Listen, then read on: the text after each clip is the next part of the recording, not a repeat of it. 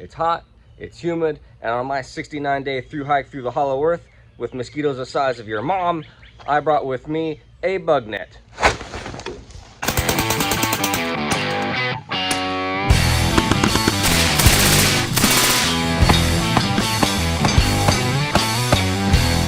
Before I get into the details of this Marine Corps Catoma bug net, if all you came here for was how to get this bug net back in this bag, hit the like button and then go down in the chapters, find one that says something like how to get this motherfucker back in the bag. Go ahead and click on that so you can get to the part that matters for you. So it comes in this bag with a zipper and these straps for some reason to put the bug net in, and it kind of expands out because this thing is like made to expand. But once you put it in your pack and it compresses down, it's pretty flat. Let's bust this thing out and have a look. So it's really important to keep a hand on this thing at all times until you're ready for it to pop out.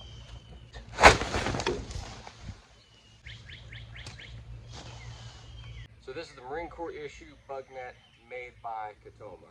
And if you're gonna be out in the summertime, especially around here in the Ozarks, there's gonna be a lot of mosquitoes, a lot of bugs, a lot of ticks, a lot of chiggers. Fuck chiggers.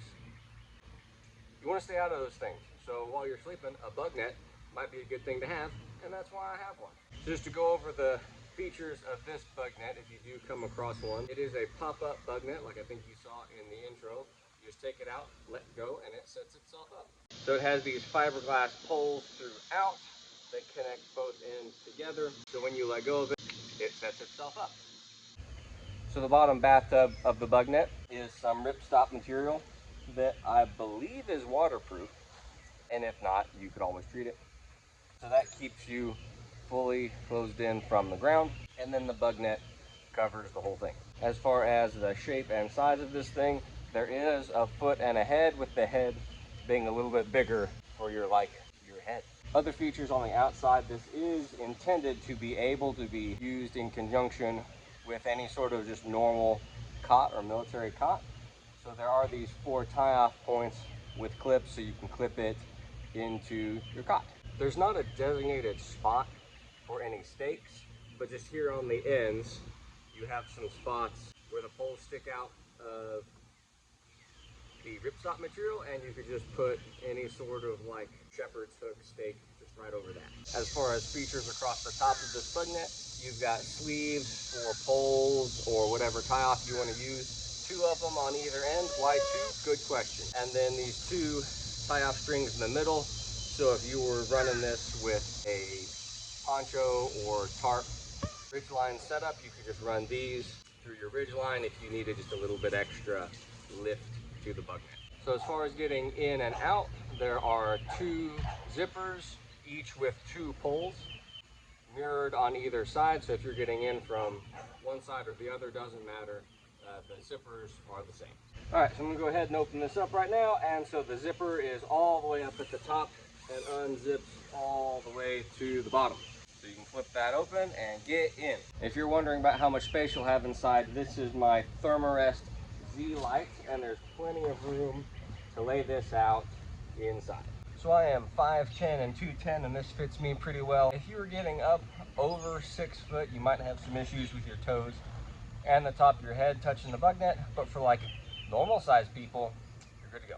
And so here's some close-up of your bug net. So like I said, I've got my Thermarest Z light in there, and you can see that it fits in there just fine. I didn't mention earlier the tie-offs at the top. There are also 2 strings on the inside. I believe these would be for tying up the bug net, but if you're using a bug net, I don't know why you would want to do that. So up here in the head, you do have 1 mesh pocket. I'll use the hell out of any mesh pocket in any sort of setup like this, whether it's a bug net or a hammock or tent, just so that if I need to find anything in the middle of the night, I can. One other thing that I like to do is, if I have a flashlight, if I don't want it in my pocket, I will find something to clip it to, like a mesh pocket or something on the ridge line, like if I tied a knot in this string. So here are the 2 tags inside this item. And if you need to look it up, the NSN number is 3740-01-518 7310. Sorry, the shadow was in the way. So another one of the things with these bug nets is they are, what's the word, impregnated with permethrin and some other bug repellent stuff. I don't know how long that lasts. I think the permethrin I have says 6 weeks or 6 washes if you put it on your clothes. So if you're getting one of these surplus, I would find you some permethrin and I would put it on this here thing. All right, so getting this thing back in the bag. Once you know how to do it, it's not complicated, but that doesn't mean it's easy. Simple, not necessarily easy. All right, so first what you're gonna do is grab the bug net by either end. That's this handle looking part on the top. And then at the end, you're gonna gather those together on both ends. On mine, this fiberglass pole is broken just a little bit. I need to wrap that with some tape, because practicing this, I did get a fiberglass splinter. So I hear these are very durable, but just keep an eye out for that. Okay, so you've got both your ends. You're gonna bring them together. Then you're going to take one side of the bottom and you're going to fold it in. So now what you have is 3 circles, the 2 ends, and then this one that's kind of been made at the bottom. So then these 2 ends, you just fold them down and in. Now this is not going to be the right size or shape, so you are going to have to dress it up a little bit. And now you have just a big ring and some random bullshit. Get off of here. Okay, once you've done that correctly and you have this big motherfucker, right? Bigger than your chest, maybe bigger than your shoulders.